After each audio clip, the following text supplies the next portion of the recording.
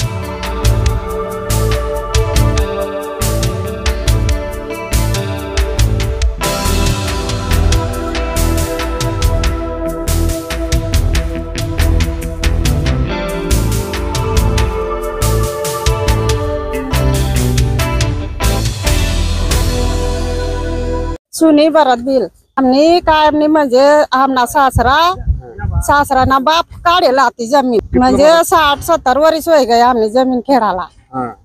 आता मग आम्ही येईन ये लोक अत्याचार करत मग हमने काय आमनी जमीन जाई मग आमला पेट भराला काय तरी साधन जोइजे ना। हमना एक इनी बदला हम खेती देवा ना था हमने पुरेसनी थोड़ी घनी शिक्षण ना तर तिसला नोकरी द्या मग सरकारी नोकरी जोइजे आमला विसरा काय ना जोइजे लिहिल्या तुम्ही जमीन पण आमला काय तरी रोजी रोटी देवा सरकारी जमीन देवा। जमीन तुम्ही लिहिल्या बोलले आम काय ना सांगा तुम्हाला लिहिल्या असे आम 60-65 वर्ष पासून करणार नाही कोणी नाही येणार दादा।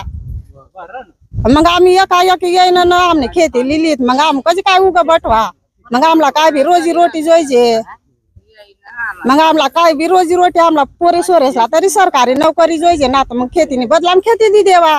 आणि पहिला जो कुठला काढणार आतली झाडे आतली आमनी तवय काय तुम्ही पंचायत आतली ना का आता तुम्ही पोलीस आतली ना तवय कधी रोखणार ना तुम्ही तवय रोका नातला मग आम काटतच ना आतली मेहनत करतातच ना।